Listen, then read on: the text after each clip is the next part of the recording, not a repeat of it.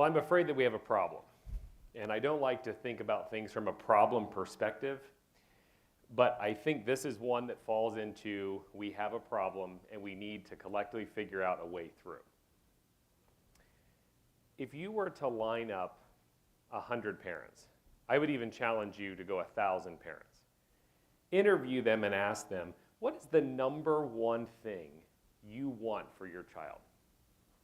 They will unequivocally say, happiness. I want my kid to be happy. And that's understood that like health, security, love, those are all great. But if my kid is happy, everything else seems to just fall in line. And I've yet to find a parent in almost 20 years in the field of education that says, I don't want my kid to be happy. The problem is, happiness starts to come with conditions. I want my kid to be happy as long as they're taking 2 AP classes. Or I want my kid to be happy as well as play the violin. Or I want my kid to be happy but attend a 4-year university. And it can extend even far beyond that. I really, really want my kid to be happy, but I'd like for them to be married by 30 and starting a family. And I will say, this is to no parent's fault. No parent is at fault for this. The amount of stress that parents face not wanting their kids to fall behind or be left behind. Parents don't want to be standing at the end of their driveway talking to their neighbors and hear all of their neighbors say, yeah, all of our kids are in violin lessons. And I'm the parent that's like, well, my kid kind of likes the dirt hill in the backyard. As much as parents in their core know, I want my kid on that dirt hill all the time, there is this pressure because of our social norms to sign them up for the violin. And the problem is, for every condition that's attached, kids get one step further removed from their core happiness. So I started scratching my head. As I said earlier, with 20 years and nearly 20 years in the business, most of them as a school administrator at the secondary level, currently a high school principal, as was said, I started to realize that there were patterns that you could form by listening to kids and parents. And I started to think there might be a way for us to categorize these complaints that you hear or thoughts that you hear into shifts that could truly help us interfere in a kid's life in a good way. Because we know the human condition is not going to change. Violin lessons are not going to change. AP classes are not going to change. But if we can help kids shift to the positive, we're well on our way. So shift 1. We need to shift the thinking. If you hear nothing else that I say today, please hear this. We move in the direction of our thoughts. We move in the direction of our thoughts. We cannot control what happens to us, but we can control how we react. You could find out on Monday that you have cancer. You can't control that, but you can control how you react. So let's think of an example. You're driving down the interstate. Someone cuts you off. We control our thoughts. The problem is it's much, much easier and actually fun to go negative. So this interaction generally probably looks like this. There's a horn involved, there's a finger involved, and probably a one-way conversation that we can't repeat today. But if you take a second, and really it's just a second, and it's a mind game to train yourself like this, to say, what if that guy that just cut me off found out that his wife is in labor with their first child? Now, nobody's going to speed after kid 2, 3, and 4, but like for kid 1, we know they're going to be there. Or if all of a sudden you think, well, maybe the person that just cut me off found out that their mother had been rushed to the hospital. Suddenly, it shifts our thinking into a much different direction. Because remember, we can't control what happens to us, and we're never going to know why that person cut us off. It could be for every negative reason you think it is. But what's the point? Because now it's just ramped us up into a level of anxiety and stress that we don't need. But if you think about, wow, that guy is minutes, well, maybe hours away from being a father for the first time. That's pretty cool. I'm in a better place. So I think we need to help our kids shift their thinking as well. We need to interfere in their lives, whether they like it or not, when they complain and say, oh, I don't like this teacher. That teacher hates me. The teacher gave me a D. What are things that we can do to help them shift their thinking in the positive?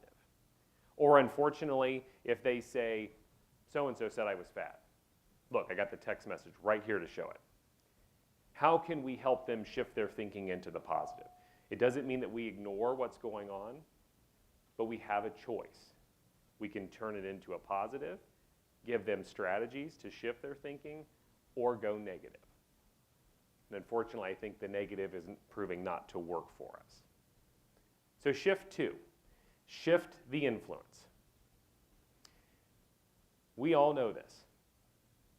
People rub off on us. The question is whether people rub off on us in good ways or bad ways.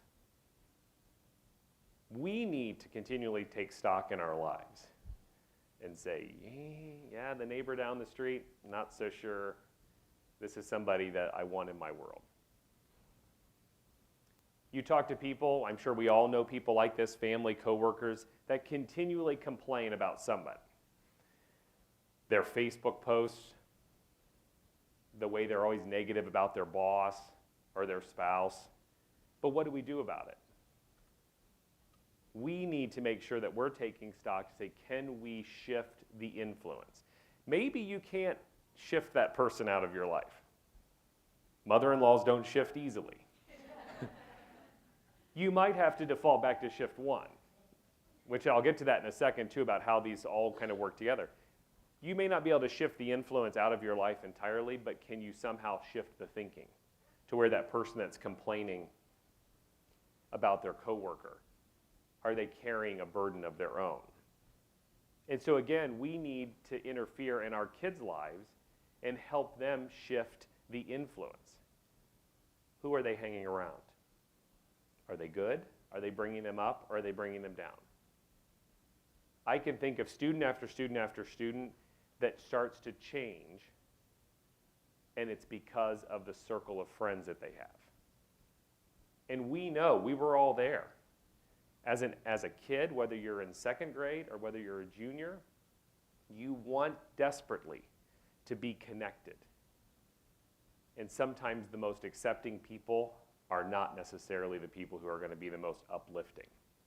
So in those moments, when a kid is getting mired in a certain group, we have to help interfere and get them to shift out, if possible. So the third shift, shift the time. We know that time is the most precious commodity that we have. There's never enough of it. And unfortunately, today, we are in a continuous feedback loop. It wasn't all that long ago that the news went off the air at 11 o'clock and you went to bed and you were done with news until you woke back up. How many people, I'm guilty of this, first thing I do when I lay in bed, I pick up my phone and do my last debriefing of the day. That's great if it's all positive. Not so good if you get that angry email. So we have to continually look at how are we balancing our work and life. I've told our teachers, I don't ever want a teacher standing at the bus stop with their kindergartner on their first day of kindergartner, getting that most precious prized possession that they have on the bus, look down at their phone and see an angry parent email. No. You've lost the moment, and you're never going to get it back. So we as adults need to continually make sure we are prioritizing our time and shifting the time into healthy directions. And we definitely need to interfere in our kids' lives. You know, there's a little, if you have an iPhone, for example, you can go into the settings and see how much time you're spending on each app. It's pretty sobering. I'm just cool enough that my number one is email. I'm not so sure that I have a lot of people in that same boat with me, but that's my number one that I spend the most time with is email.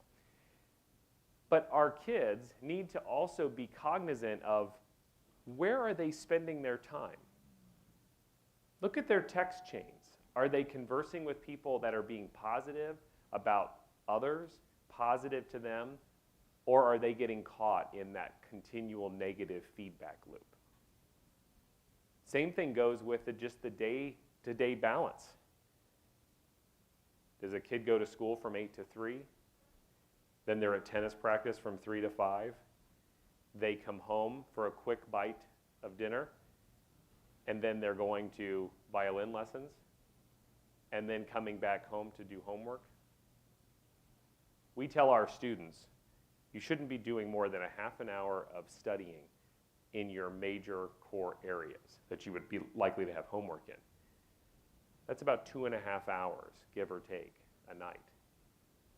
But if you're doing that after a full day of school, tennis, violin lessons, some sort of food, that may not be the best use of time. Do we need to interfere and say, I know you're not going to like this, but we need to cut something out? I know a teacher loves teaching.